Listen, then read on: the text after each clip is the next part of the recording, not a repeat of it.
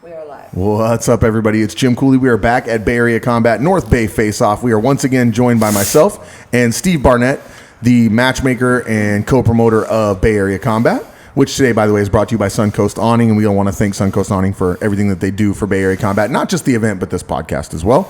And in that regard, Deborah Farrellito is here, the co-promoter of Bay Area Combat and the owner of Suncoast Awning, so that makes sense, right? And of course, we are once again joined by Diego Bigelow, who now has a man scar on his left cheek. Oh, yeah. Big boys now. How'd the fight go, man? Like, I feel bad because I had to leave early last night. Normally, I would have announced that fight at Panda Cup, but I didn't get to. Maybe that's why this happened. I don't know. You kind of messed up the mojo there. So what went down, man? Tell us about the fight. It was a tough fight, man. I fought Arsen Yesin from AKA. We knew that he was a really good wrestler, and he was tough everywhere. So he comes out, we meet in the center, and I kind of got the inclination that maybe we were about to box it out because he threw some nice shots in the opening. And is that what you wanted? You want to stand up? Okay. I wanted to stand and fight. You know what I mean? I was confident that I would be able to do a little bit more than I did on the ground. Yeah. He ended up shooting early and getting good control, and that kind of ended up being the narrative for the next two rounds. So kind of what I'm getting is, like, you came out and he made you feel like, well, hey, we're gonna have a stand-up battle. Yeah. So you got in your mind, you're like, okay, fuck, let's box. Yeah, let's get it. And then the next thing you know, you're on the ground and your mindset was somewhere else. Yeah. Yeah. Okay. That's what it was. I mean, yeah. And those Russian dudes can grapple, bro. I don't care what school they're in. They could, man, he's trained with the right guys. They can all get it, man. He was tough, man. He like put me on my back and didn't do much from the top, but it was enough to just maintain control. Got some nice peppers from the top, and they stood us up a few times. And it was just basically me trying to get a handle on him with standing, and then ultimately getting taken down. So you know what I like about the way you're telling this story? For one, we all know that you can win because you win all the time. But you lost, and there's no, oh, well, this happened, and this happened. I had a bad weight cut, and my fingernail hurt, and all this other shit. You're just like, you know what, dude? I had a hard time getting a handle on him. Yeah. He was landing good shots. He took me down. So, in general, like, what people need to understand about MMA is you lose. Yeah. Nobody's undefeated. Fedor Emelianenko, who's arguably the greatest heavyweight of all time, loses. So, it's going to happen, man. And you know what? You're noble in defeat, which is good. Yeah, there's no sense in being a douchebag when you clearly lost the fight. You know what I mean? So, I was happy with how some of my good moments went. I had some real good moments, and I was confident that I did everything I could to stay in the fight, and I didn't get finished or submitted or anything like that. So I was happy with it. You know, I think I learned a lot from it. And Arsen was very, very powerful, man. He was just a really good wrestler. He kept himself in. He stayed heavy really well. You know what I mean? It was really hard to like shrimp out and create space and do things that I know how to do. So and it's hard when you get two guys that are equal grapplers and one guy's just, not saying you're not strong, but when one guy's just that super cock strong and you just can't control him, he's usually going to win that grappling battle just because you both have the skill and the technique, but he's just a little bit stronger. So he had good fundamentals too. Like he wasn't he didn't play around too much. Like he wasn't giving me too many opportunities to like explode out. So do you think his game plan, because as a fight fan I'm talking, I'm a fight fan. That's why I love putting on these fights. I like seeing a good fight. Do you think his game plan was just to take you down and hold you?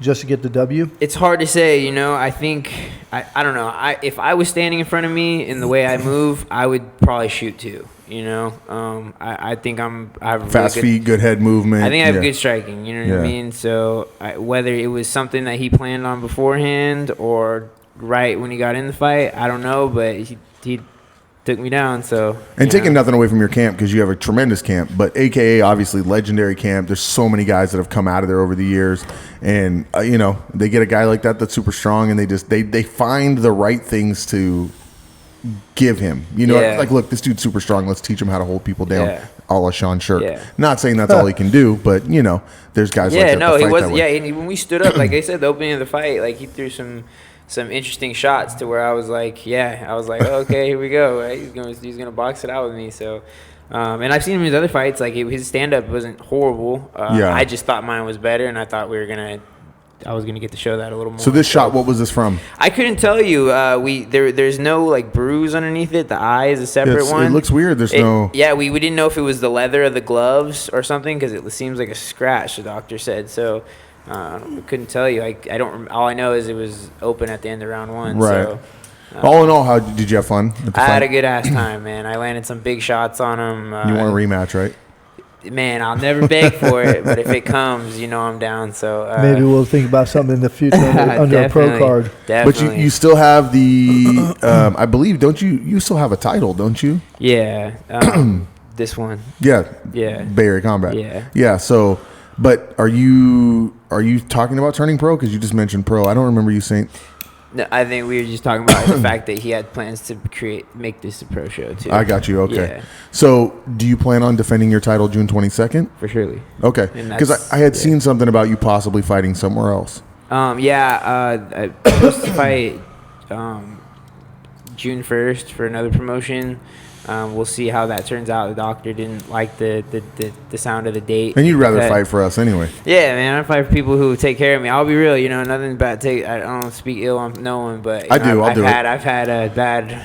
I don't like their cage. You know what I mean? Yeah, I'll say it, dude. Sean Correa is a douchebag. Yeah. Listen, this is not from Deborah or Steve or Bay Area Combat. This is from Jim Cooley, and Sean Correa knows this. I think he's a douchebag, and anytime he wants to talk about that with me, I'll meet him anywhere he wants to. So I got a gym, and I got a really inclusive waiver. Yeah, you guys, I don't even need to. I'll just backhand him. Funny. But so and here's the thing, and that's something I kind of want to talk about. And while you're here, I think it's a good opportunity to do this, and not just Sean Correa, because Sean Correa is sort of the leader of the douchebags, but there's other douchebag promoters that they say, hey, this guy's putting on a show, things are successful, oh, they're doing pretty well. You know what? I'm going to try to book on his date or close to his date and see how many of his fighters I can get. And that's what I like about Steve and Deborah and Bubba and other guys is how they work together. And, hey, man, we're doing this show then. Maybe we'll put some of our guys on your show. Hey, how can we work this out? Yeah. I want this guy, And I feel like if everyone did that, it would be fair to you. Yeah. The fighter, Diego Bigelow and Julius Wright, and all these fighters that are out here busting their asses, and they have to you get caught in that situation. Like, hey, this dude's coming at me and he wants me to do this fight. Sounds like a pretty good fight. Yeah. But these guys really want me to do this fight. Which way do I lean? Yeah. So it's tough. And I can't say names or anything like this, but it's like Camo's, we got rules and regulations as far as what's considered an amateur fight. We're not supposed to pay ticket commission to the fighters after a certain point, or else it becomes a payment. Yeah. You know what I mean? And I heard, on the backside, people getting paid for like extra travel or a huge percentage rate of their ticket sales and stuff, which is not.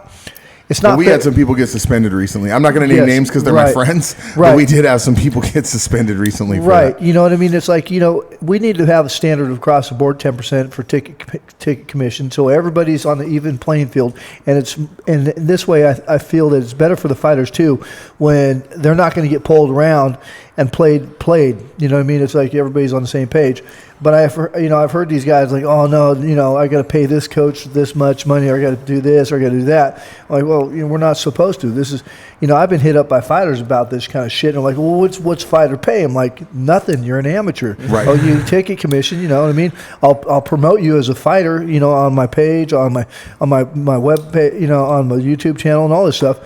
But you'll put on a great show, and there's good walkouts, and there's great crowds at Bay Area Combat. Like, listen, obviously, I'm here because you guys, I work for you. But that's not even the point. Like, as a guy who fought in this industry in the 90s, who has been a judge, a ring announcer, been around this sport forever, I can tell you your shows are great. Like, there's a lot of times you go to these local shows and there's nobody there. Right. Or they're just put on shitty, and you got these guys outside in the heat, and there's mats on the ground, and hey, stay out here. Here's 10 waters to go with 50 fighters. You know what I mean? So it does matter. Now, as a fighter, from your perspective, how do you feel about, I guess, the tug and pull between the promoters trying to get the fighters on their shows? I think it's robbing the shows from potentially getting the best matchups. You know what I mean? Because that's ultimately what it's about. Nobody should be showing up for money.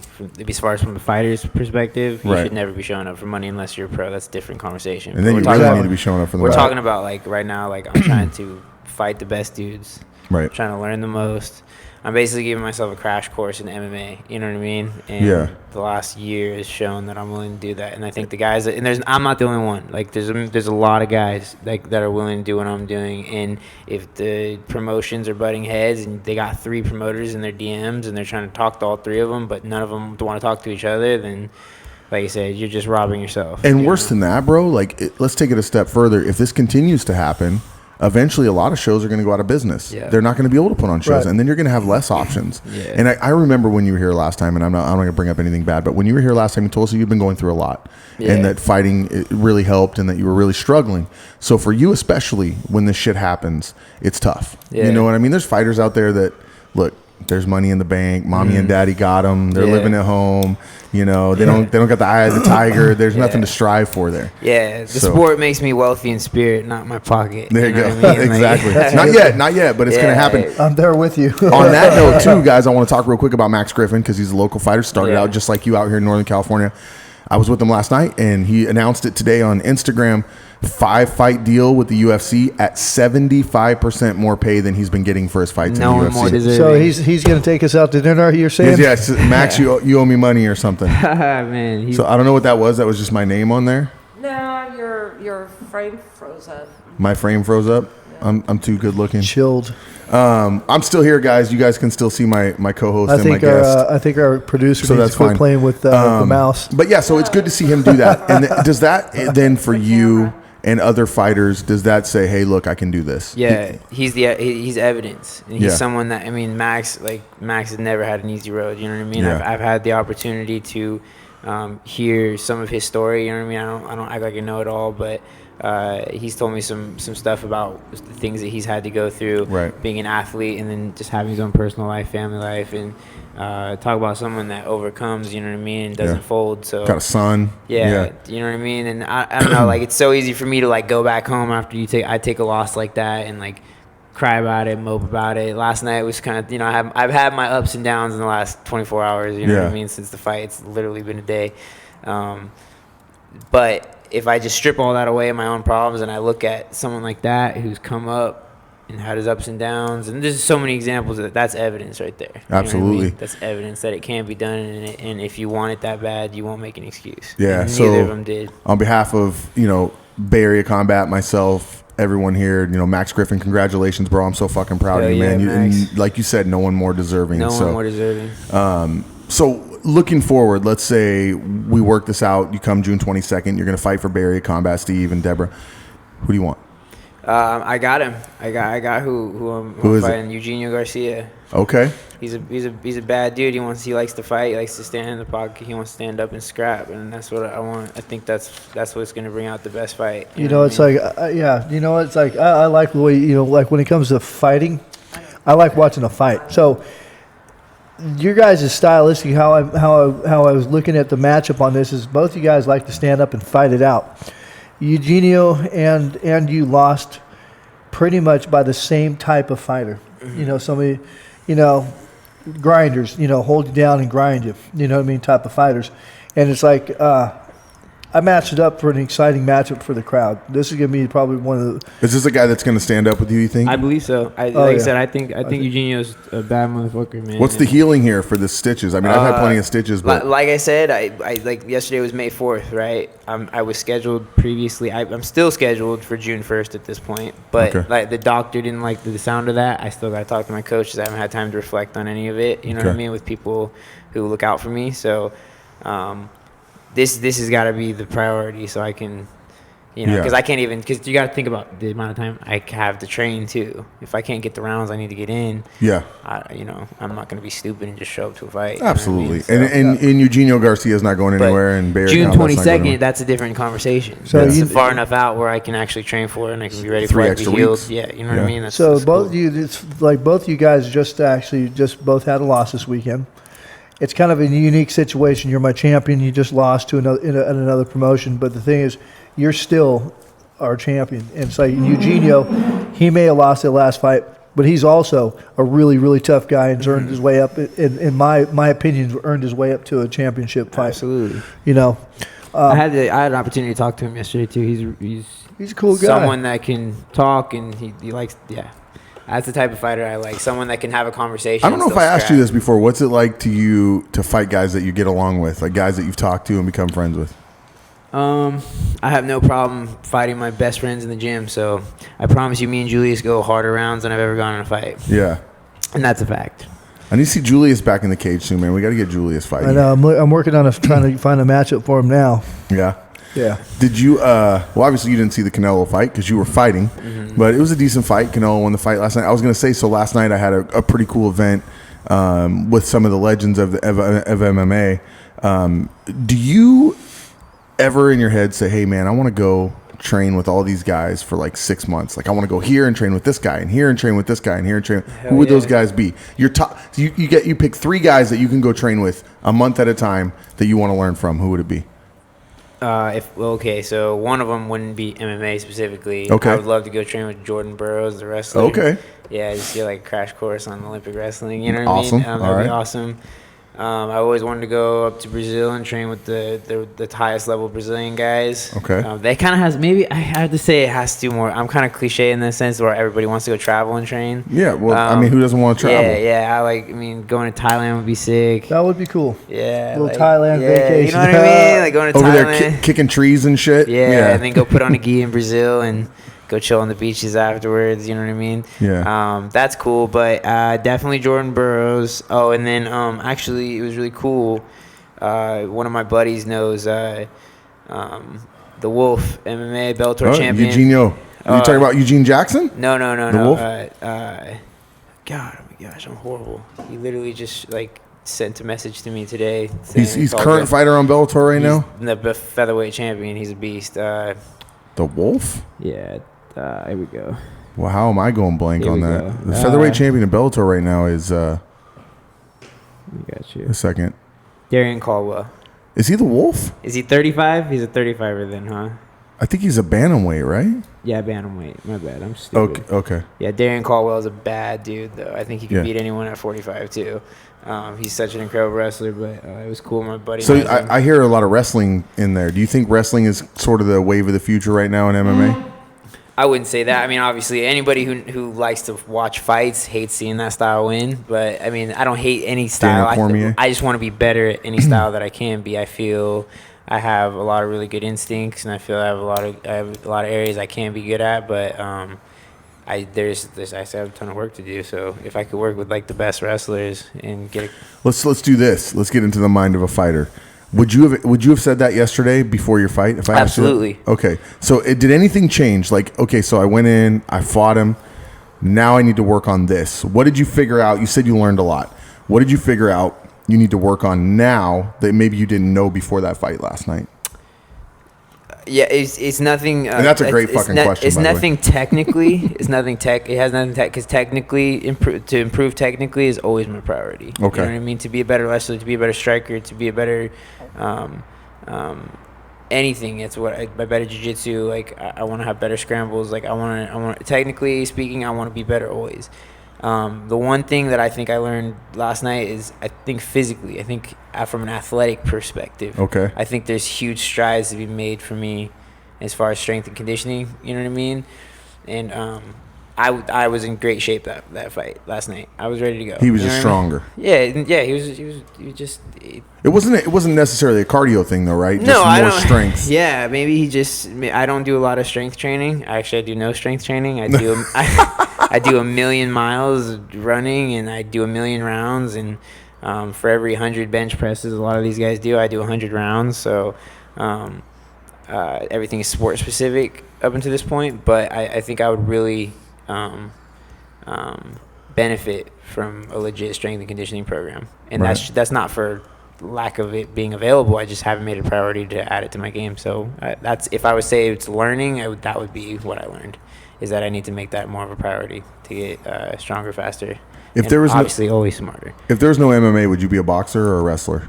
Would you be a WWE wrestler? I think- Would we see Diego Bigelow, Bam Bam Bigelow? Man, that'd be sick, bro. I'd be at that one of the actors, you know, be like How tall are you? 5'9". No good, bro. I No can't good. make it. I'm a prop, you know what I mean? I'm someone that you throw me in there for a sideshow. referee. You know what I mean? So I'm the referee that gets beat up whenever they don't like the call, you know. But Do you watch WWE? No, I was like, I remember it. People still watching it when I was a little kid, but I'd never watched it. People still watch that. Yeah, it's huge. That's It's crazy. gigantic. Crazy. I mean, look at how big the UFC gets when Brock comes and fights. You know what I mean? So weird. His fights are huge. That was why I was so like I was above. It was beyond my comprehension why like CM Punk was like such a big deal. In the UFC. And that dude can't fight his way out of a wet paper sack. But that's what I'm saying. Like But he because sold I a lot of didn't tickets, sold a understand lot how of famous he views. was. I didn't know how famous he was. Super I didn't realize famous. it. I didn't realize that. I didn't either. I was like, Like, who the fuck who's is that? this guy? Right? Like, he just got his ass Could whooped you by a imagine 1-0 though, guy. like let's say 1987, the UFC starts to get big and Hulk Hogan comes and fights Oh, in the UFC? fuck.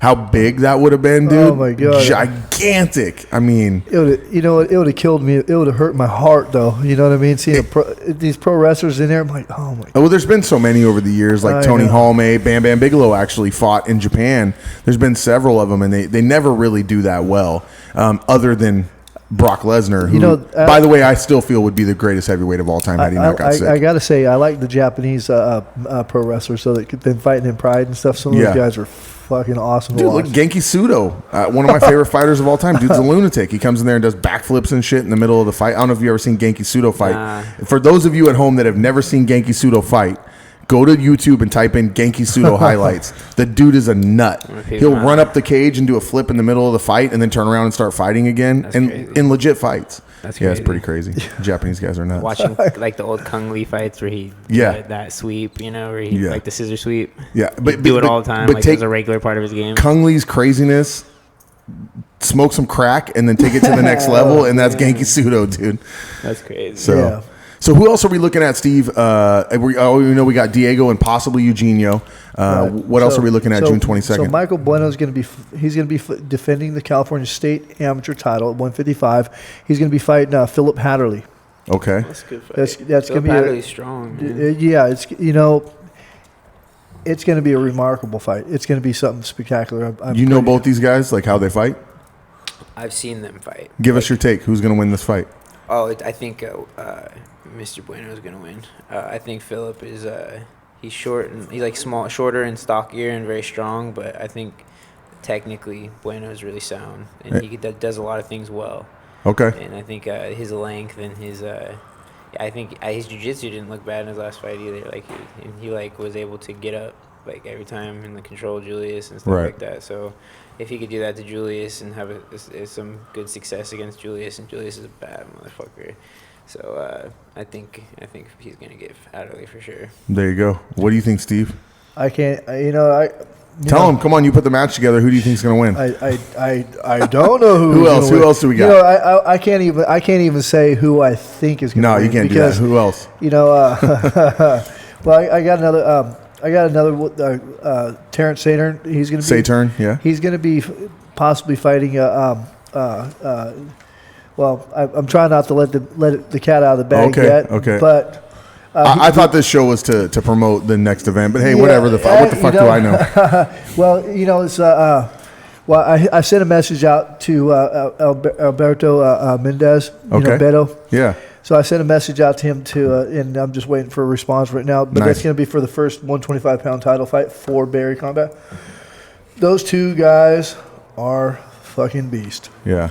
I mean that is like such a spectacular matchup. Both of them are really, really tough fighters. They got all finishes on their record so far.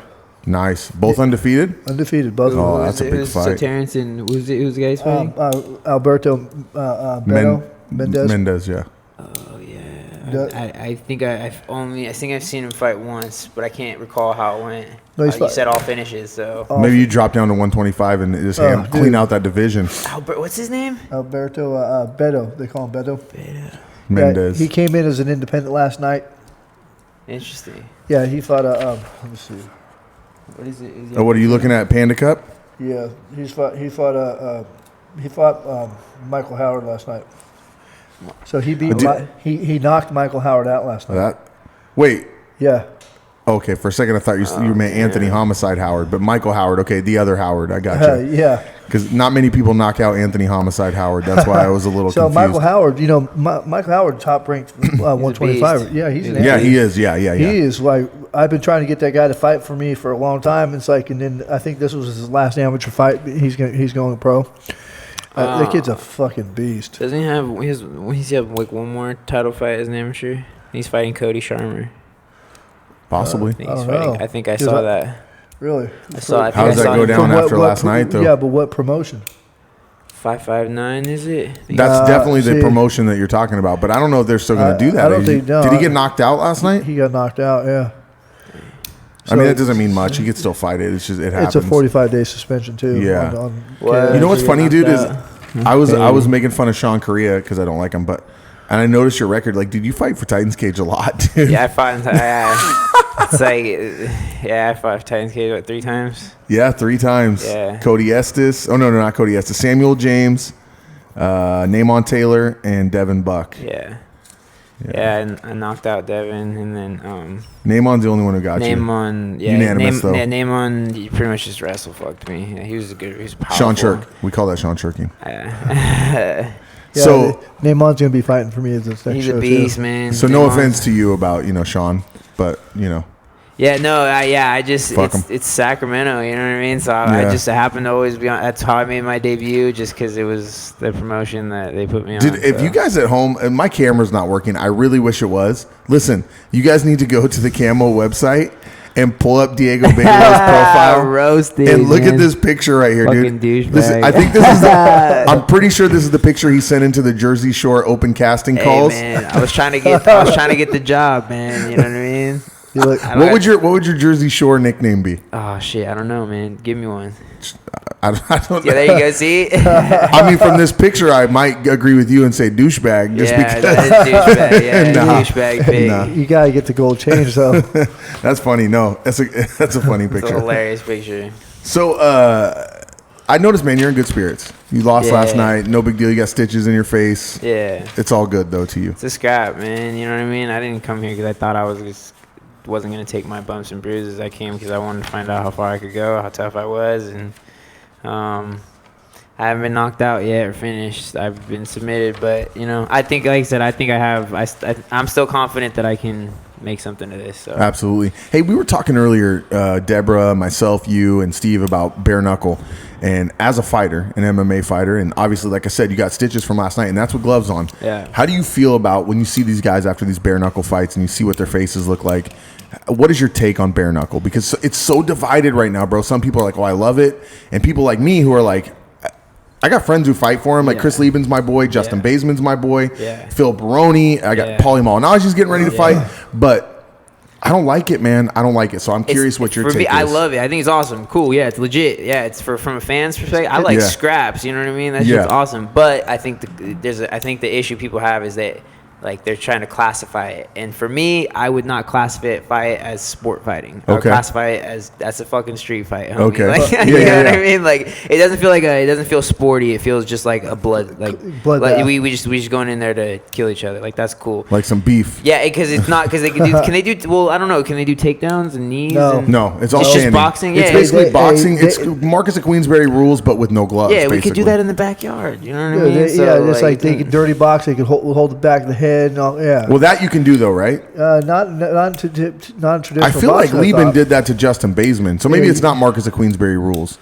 Yeah. But is there longevity? Do you think? Can these guys do this for a long time? No, I don't think the fighters. There's no fucking way. Those Well, guys, I guess dude, did you see the picture that was floated around the internet of those two guys? It was Artem Lobov and I can't remember the other guy. Those guys got just fighting Paulie. They got more fucking heart than any motherfuckers I could even think about right now. How bad they brutalize.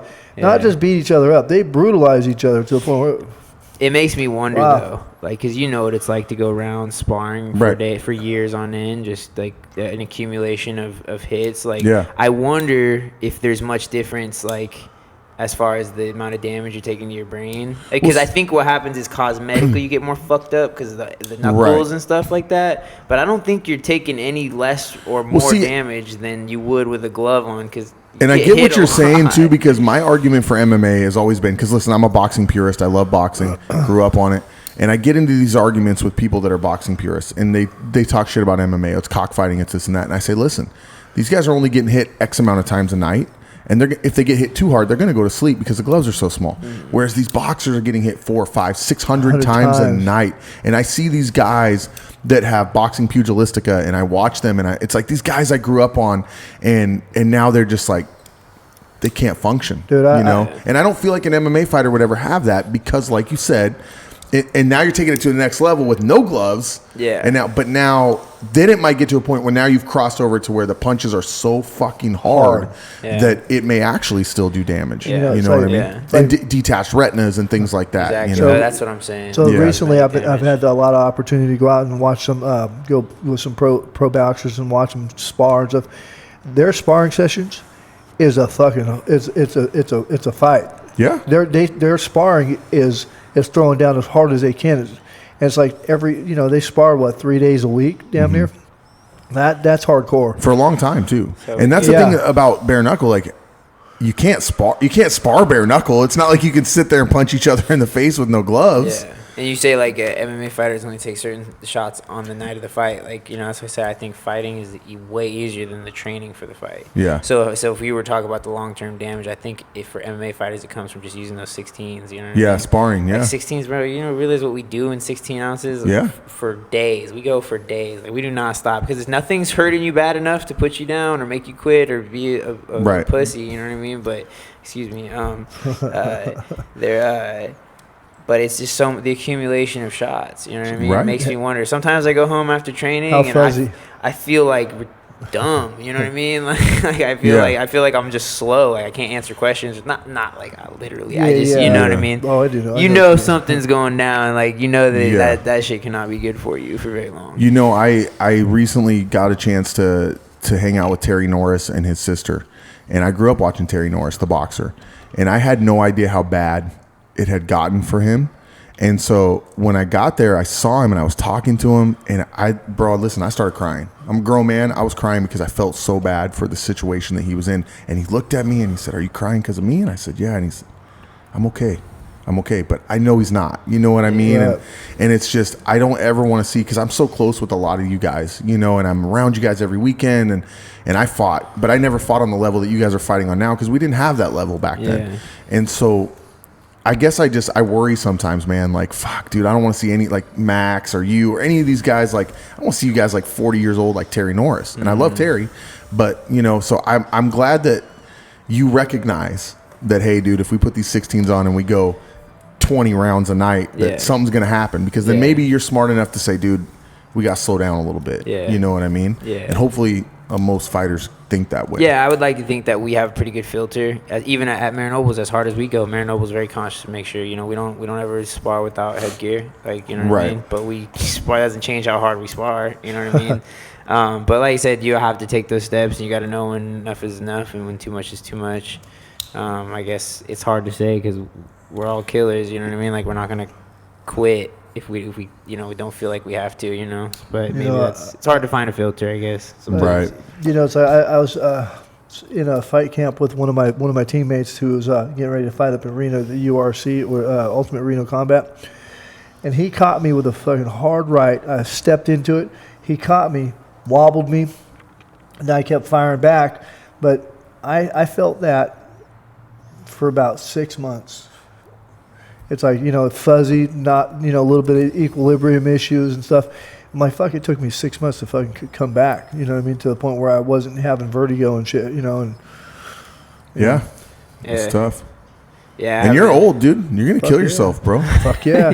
But but I tell you what, though, I'm going to die doing what I love. I love this shit. I'm probably the big... Fuck, I love the sport so much. I put on shows. Yeah. Yeah, that's one thing I do. Like, I haven't been like I said, I haven't been knocked out or anything like that since I was probably like 17. So knockout's the most painless thing in the world. Yeah, man. Like I said, and it wasn't even like I didn't get like knocked out, like flattened and put on the mat. Like I just I got dropped a hell of times supposedly. I got dropped like 3 times. You don't remember, huh? I went a whole fight and I was totally there. Like in the video, it looks like I'm totally awake, but I remember just waking up outside the cage and I was like, what happened? Yeah. Where? Like I was like, but I guess I went 3 rounds with this dude and he just beat the crap out of me. But that was the last time I ever experienced what it was like to be unconscious. Yeah. So, but to be totally on the ground and on the mat after getting like stoned with one shot, I've never, even in training, and I just trained with some bad dudes. So, well, it's you go to sleep with one guy in front of you, and you wake up with 4 around you, and you're wondering what the fuck just happened. And, you know I haven't had that. Hey, how come happen. you have a stethoscope? Wait, where am I? What just happened? Yeah. So if there's nothing else I have going for me, it's that. Like I'm a zombie when it comes to getting hit. That's so, good. Yeah. I don't know why we're still talking, guys. My picture is not on the screen, which means everybody's tuned out completely. No. No one's listening anymore if they can't look at me. Right. No, That's why they tuned in. Yeah. You know? I'm watching the numbers. You have folks watching. So June Just watch 22nd, the camera. Yep. Bay Area Combat. We know that we possibly have Diego, and we know that we possibly have the Bueno fight and a few other ones that we're working on. Are we still? We're in Napa. Yes, sir, we are. Okay. Napa loves us. We love Napa. Napa's crazy, bro. The Couldn't fight believe the fans are turnout. What do you think? Look, compare the craziness of the Napa fans to like Panda Cup. Man. Are they all crazy? Do you think all fight fans are crazy? You know, when I'm fighting, it feels like everybody gets turned. You know what I mean? So Yeah. that's such a clowny ass word to use. I use that word. It sounds like in high school. Like, Bro, I gotta say something about. Listen, I'm gonna tell you guys something about Diego Bigelow right now. Listen, I listen to Young Buck, Young Jeezy. I listen to all these crazy gangster rappers, and I came in, I sat down, and I turned on one of the oldest Young Buck songs from one of his first albums called Get Buck, and it literally played like maybe 3 beats of the intro to the song, no words, and my man goes, Young Buck. I was like, what the fuck? You Bro, don't know I who was, Young Buck I was is. in the middle. Like, I was like in Loomis, like in like Roseville as a kid, like Yeah. 7th grade, listening to like G Messy Unit. Marv and shit. Like, you know what I mean? Like, I was like, I was in my room. My You're a mom, gangster, my mom bro. hated me, man. I wore Vans, bro. Like, you know, you know what I mean? I skateboarded and shit, and I'd listen to all this stuff. Steve doesn't know what we're talking about. He's like, Waylon Jennings? What? Willie Nelson? Nah, I don't listen to country too much. I listen to so much different shit all over. You probably listen. I bet you listen to like 80s hard rock, like AC/DC. It's not my favorite. It's like I turn on Pandora and put on like fucking You like disco. Disco, Deborah He says. does. I listen, dude. Wait, do you really listen? You listen to disco? Oh, dude, I fucking turn on disco and fucking have everybody roll at the gym. Wait, Fucking hilarious shit, right? wait a second. First of all, nobody fucking listens to disco. Secondly, I mean, even the people who listen to disco don't tell people they listen to disco. Give me 3 disco songs. What's a good disco song? Fucking the greatest ever, Staying Alive, right? Oh my god. Fuck, right? You listen to that? Like you'll turn that on in your car and listen to it? Not in my car, just at the gym. Just You're to fucking suspect, bro. You're Just suspect. You're suspect. Give me your top 3 songs on Spotify or Pandora, whatever you listen to. What would you turn on first when you get in the car? 3 songs. Don't lie. Such a hard question, bro. Taylor Swift. You could tell me. I didn't want to tell nobody. I didn't want to come out with it. Hey, give me 3. Give me 3. Let's hear a little bit about Diego Bigelow. Man, I listen to a lot of Burners, my NorCal stuff. Listen to a lot of Logic. Probably Okay, Logic. I all love right. Logic. You know what I mean? Yeah. So I went for the white guys. You know what I mean? But he's biracial. Make sure you know that. Yeah, yeah. You know what I mean? And then I don't know, man. I listen to a lot of stuff. I listen to a lot of Mozzie. I listen to a lot of like super underground shit. So you still listen to rap, dude? Yeah. You try to act like it was like a phase or something. No, that's it. That's all. But no, but like I said, as I got older, like, and I started burning trees and stuff like that, I started getting, because I used to just listen to music to get my blood rate spiked, my heart rate spiked. But now I listen to, like, I have like my lo-fi jazz. Yeah, I got you. You listen to jazz? Listen to jazz. Listen, bro. I'm on this show with a guy who listens to disco and a guy who listens to jazz. This is a problem. I gotta get out of here. This is my last episode. This is my last episode of this show. So though, my funnest station to listen to is Spo's radio, on my Pandora. And that shit's actually pretty fucking mellow to roll to, because it's like I tell my guys, think of your get in touch with your inner hippie, peace, love, tranquility, and roll. You ever notice it's like once you start relaxing, and your roll becomes better. What the fuck is wrong with you, dude? I know. The guys who roll the classical music. Fuck, dude, you know who you remind me of now? This is What? what I'm gonna do. You just said this too, and it reminded me of. You ever heard the song by Spose called "I'm Awesome"? That's the song I wanted to come out to. Right Motherfucker, there. I'm awesome. That's who you are, bro. Go watch that video. Diego Bigelow is Spose. You got to come out to that song. That's now, the dude. song that I was going to come out to. What is it? It's called "I'm Awesome" by Spose. He was like, check it out. He was like this little white kid from the burbs, and he was doing these concerts in like these bars. And some record exec walked in and heard that song and immediately signed him, and he released the single, and it blew up. So and my then he sister wrote this song. Yeah, he 'cause made a I'm couple awesome. $1 million, and then he's went back to being like this kid from the burbs. I'm rolling. Dude, yeah, it's a You good, gotta hear it. it's a good station. to Yeah, listen so to. I just gotta go make my millions. And That's come it, dude. back. One song. That's all you need, That's all bro. I'm One saying, song. He could make a disco beat for you, and then you could just rap over it, Don't bro. sleep. You know what I mean? Don't sleep on it. Okay, what about TV? Do you ever get a chance to watch TV? Yeah, I like to Don't watch. don't tell me don't tell me the Game of Thrones. No, I've never seen one episode. Me neither. I'm part of the 1%. Me too. But I won my corny shows that I Let's hear 'em. watched every episode of, and I'm like still sad that I haven't caught the last season. Peaky Blinders. No, I don't. I watched the actually. No, he said corny show. What's the corny show? It's Supernatural. Oh, okay, that is pretty corny. Hey, bro, don't. Yeah. Don't That is even pretty corny. disrespect Supernatural though. Like, Yeah. I can't say shit, dude. I watched The Big Bang Theory, and I'm like crying that it's the last season. So I was devastated. Last episode I watched it was the last one on Netflix. So, like, keep in mind, like my first 5 fights. That's what in between each fight while I was in the training camp. There's so many episodes that I hadn't seen because I didn't watch it till like. do they clown? Do your teammates clown you that you watch Supernatural? No. They watch it with you, huh? You guys have like Supernatural night. Hey, Julius yo. brings the popcorn. Bro, we were gonna have me and one of my best friends. We were gonna have with my little brother because my little brother he's like, bro, we need to have a Harry Potter marathon. That's what I'm talking about, dude. I love Harry I was like, Potter. let's get a Harry Potter marathon Yeah. going, man. Heck yeah.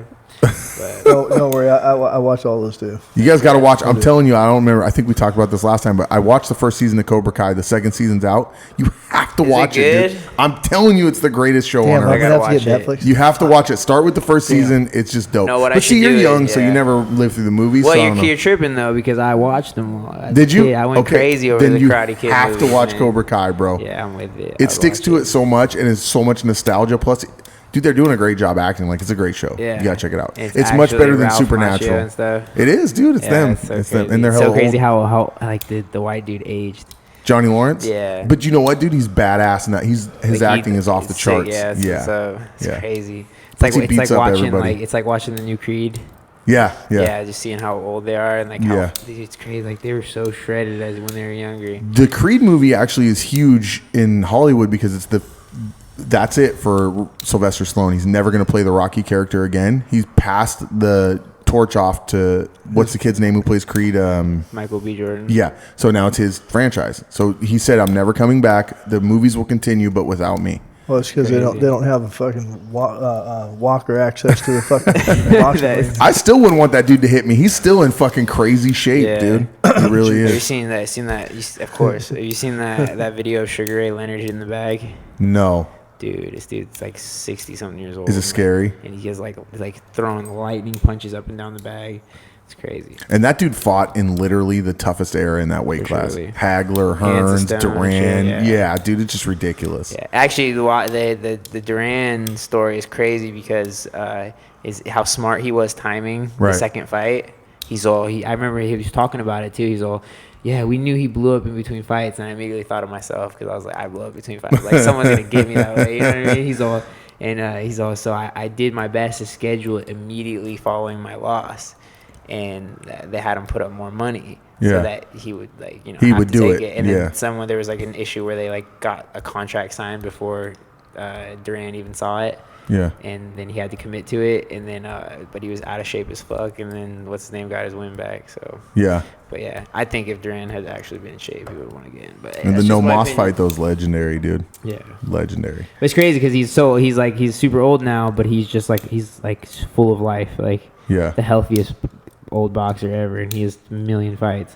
And watching him fight, like imagining having those kind of hands, how fast he was. Yeah. It's crazy. I miss 80s boxing, dude. 80s and early 90s boxing, it'll never be the same, dude. Like all Foreman, Holmes, Hagler, Hearns, Leonard, Duran, Tyson. Yeah. I mean, That's it's why I just- watch before all my fights. Like whenever I'm like mentally getting all like amped up, I'm like, dude, there's like real ones that have been doing this. I have Yeah. no reason to stress, man. Like Yeah. I have no excuse to stress. Like It's like back in the days when people had a lot more hunger. It seems like people have more hunger back then instead of showmanship. Fighters were broke back then, dude. They fought because they fucking had to fight, dude. Yep. And that's why they fought. That's why the Diaz brothers are throwbacks. Because they fought because they had to. And everyone's like, why aren't they fighting? Because they got fucking millions of dollars now, dude. Yeah. They don't need to fight no more. Yeah. Like, nobody got it. Like, Yeah. they fought because they felt they had to fight. Now they're like, why? Dude, I'm paid. Like, why? Yeah. So, I don't know. For me, it's not a matter of like I can't be good at anything else. It's the only thing I want to be good at. Yeah. So, Yeah. you know what I mean? Yeah. Well, man, we definitely appreciate you stopping by. I really hope that this Eugenio fight goes through. So I think it's going to be a good fight. Shake off last night, dude. Obviously, it happens. Yeah. And can't win every fight in MMA. I tell that people that all the time. They don't believe me, man. Nobody can go undefeated. Look at George St. Pierre was a god. Yeah. And then what happened? Got knocked out. So who knows? Like I said, I just gotta tell myself that this failure is not final, success is not final, and I've had some pretty dope highs and some pretty shitty lows. And Yeah. they're both on they're both. I keep showing up, so you're still smiling. chilling, man. I'm blessed. Yeah. I got my son. I got everything. So, So I'm a good. fight update too. Also, so I was supposed to fight. Fortunately, I was able to watch your fight, but not fortunate because I was actually supposed to fight a guy, Gil Cavilo, up at Bear River Casino. Right. And I guess he went MIA and didn't fucking, I guess, pulled out. He's telling everybody you bitched up, by the way. It's fucking terrible. I just made that up. I'm just trying to start shit. Well, Make this podcast interesting. yeah. So I did a full fight camp, got ready in shape. Didn't happen. Yeah. Yeah, well, I'm a little bummed out. So Shit. you're going to reschedule? Now you're in shape on your motorcycle. So that's Pretty good. soon they're gonna. Oh, you're fighting on Indian reservations. Yeah, they won't license you. They won't give me. Yeah, fuck no. I'm too old. Well, not just that. Nobody likes you at Camo. I don't think. No, I talk too much shit. Yeah. To everyone, including everybody. Including everyone. They like Everyone. me, though, Everybody. so I might be able to get them to fight. Yeah. See, Deborah can do it. So, Oh, by the way, for those of you at home, Deborah thinks that her negotiation skills are so good that she's going to get the California State Athletic Commission to let us have bare knuckle boxing in California. You heard it here first. It's never going to happen. Probably not. She's also signing a petition to get automatic weapons That's right. legalized in California. Which probably will happen long before they ever agree to have bare knuckle boxing in California. It is. It's facts. So don't forget, guys, June 22nd is Bay Area Combat, and it will be in Napa at the Napa Valley Fairgrounds, correct? Yep. Yes. Doors will. I'll Doors have will. tickets next week and be posting them online. So Yeah. The ringside go quick. So Yeah. follow us on Facebook. You'll be the first to know. There you go. And we have a couple of VIP tables left. Not many, I think 2. So those will go quick. Okay. And we're also looking for sponsors for our advertisements. To join Suncoast Awning as a sponsor for the event. Yeah, so Yes. also would like to say a thanks, shout out to Downtown Joe's. They're always they always provide us a place to host the weigh-ins every time. Yeah. They're a big part of our show. I'd like to say thanks to them. There you go. And Suncoast Awning for hosting today, or for promoting today's podcast. Thanks, man, for coming by again. Especially, look, man, you lost last night. You came straight here, and you're like, fuck it, let's talk about it. Yeah, it's I all like we're on that. to the next. I'm here to talk about the future, man. Yesterday is yesterday. Yeah, So, absolutely. And the future, hopefully, is Eugenio. Yeah. And a title defense. Have you defended the title yet? You won it, and you haven't got a yeah. chance. Did you? This is This is your first title defense. Yeah. Hey, and also need to shout out to Panda Cup, everybody there. They're- Absolutely, Those- dude. those- Deborah has started working on a program to unite all the Northern California promoters and Southern California And Southern promoters. California, yeah. Yeah. West Coast Promoters Association, so we can try to fight the champions against champions and stuff, which is not really that Yeah. known about yet. But so we're trying to make a champion of a champion's belt, so that all the top fighters have to fight each other in California. So basically, a lineal title that Yeah. will encompass all the titles in that weight of the class. champion, yes. Yeah, shout out Bubba though, man. Yeah, He the like man. I said, dude, for him to go out of his way to make it so me and Arson could fight for the the Camo State title, that was awesome. It was Yeah. just like you did with following the Julius and Bueno fight. That's cool to me, man. You know what I mean? Like just to have the opportunity, have the platform to shoot my shot and try to get it. That is really the victory I got from last night. So Yeah. just to be able to get out there and have somewhere to do it. Bubba took care of us all, just like you guys take care of us here. Yeah. And shout out Panda Cup. And I want to do the same thing because listen, I had a weird event happen on Saturday where I couldn't finish Panda Cup. Yeah, it's And kinda weird. I called Bubba and I called Anthony and I said, listen, man, I got a chance to hang out with Paulie Malignaggi, who's my favorite fighter of all time. He's coming from the East Coast, and we're putting on this event, and these guys are going to pay me to come out and host this event and bring in all these fighters. And it was cool because we had, like I said earlier, we had the American Psycho Stephan Bonner, we had the New York Badass Phil Baroni, Max Griffin, Benito Lopez came out. But anyway, so I said, hey man, is it cool if I just do half the show and then I go hang out with Paulie Malignaggi? And these guys love me so much, and they were like, look, dude, we don't want to take that from you, so go ahead and do it. Shout out to Brandon Kyle, who came out and covered me, announced your fight, Yeah, he's cool. commentated with Max for the night, so that was cool. And then Bottoms Up, who hosted that event last night, was cool as well. So I want to thank all those guys. Everybody who was like cool and said, hey, man, go hang out with Paulie. Yeah. We're going to cover this shit for you so you can do that. So I thought that was pretty cool. Everybody takes care of everybody. That's what's up. Yeah, absolutely, man. So we'll see you guys on the next Bay Area Combat North Bay Face-Off, brought to you by Suncoast Awning. And don't forget, June 22nd, check out the Facebook, check out the Instagram, check out all that stuff. Make sure you guys like. And if you have any pictures from past events, please post those as well. And make sure you guys come out June and watch, hopefully, Diego fight. Good luck with that and getting your eye back in order. And Yep. And Sean Correa, kiss my ass. I'm out. Savage. You go crazy.